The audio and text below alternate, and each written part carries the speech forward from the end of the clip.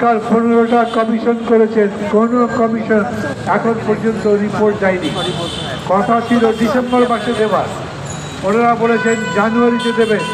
জানুয়ারিরও অর্ধেক চলে যাচ্ছে, কোনো রিপোর্ট নাই।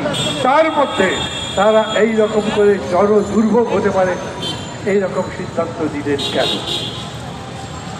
পত্রিকায় পড়বেন IMF বাংলাদেশকে $640 কোটি বা $670 কোটি দেবে।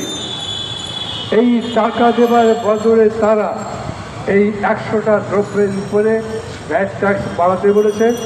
এই টাকার বদলে তারা এই ট্রাকে করে গরিব মানুষের যাদের খাবার জুটে না তাদের দৈনন্দিন খাবারের ব্যবস্থা করেছে সেটা বন্ধ করতে বলেছে।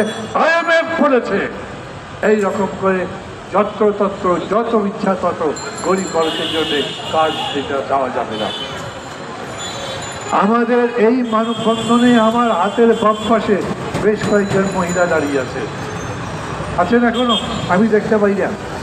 এই মহিলারা আমাকে বললেন তারা মতিঝিলের কাজ করেন, বিভিন্ন অফিস আদালতে, ব্যাংকে, সেখানে ক্লিনারের কাজ করেন, অন্যান্য কাজকর্ম করেন, তাদের পিয়নের কাজ করে, তাদের বেতন 7,000 টাকা, কারো হয়তো 8-9,000 টাকাও আছে, 10-12,000 টাকা আছে।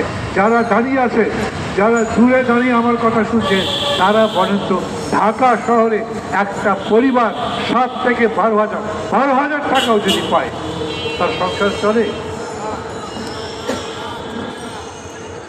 তার তো পেটে খাবারই জুটবে না, অসুখ হলে কোনো ওষুধ কিনতে পারবে না, ডাক্তার কাছে যেতে পারবে না।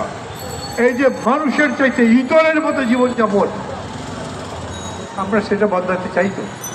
বলি না একদিনেই হবে, 4 মাসেই সমস্ত গরিবী দূর হয়ে যাবে, 5 মাসের মধ্যে আমাদের ডক্টর ইউনূসের হাতে কোনো জাদুর চেরাগ আছে, উনি সমস্ত মানুষের ভাগ্য বদলে দিতে পারবেন, সেই কথা বলি না। কিন্তু আমি জানতে চাই IMF বললো বলে আপনি এই যে জিনিসপত্রের দামের উপরে ট্যাক্স বসালেন, ভ্যাট বসালেন, এত বড় পদ্ধতি আপনি বাতিল করে দিলেন। আজ বাজারে যান, কয়টা জিনিসের দাম বেড়েছে আপনি নিজে দেখেন।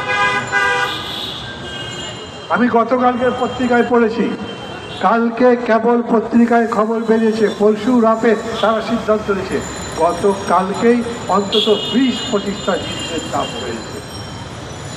আজকের এক পত্রিকায় লিখেছে যে NBR শেষ পর্যন্ত শিশুর যে খাবার দুধ সেটাও ছাড়ে নাই। দুধের উপরেও ভ্যাট, দুধের উপরে ট্যাক্স, দুধের দাম বেড়েছে, এমনিতেই দুধ পাওয়া যায় না, সমস্ত জিনিসের দাম বেশি। তারপরেও আমাদের শিশু যে বড় হবে সেই পথেও তারা একটা কাঁটা তৈরি করবার চেষ্টা করছে।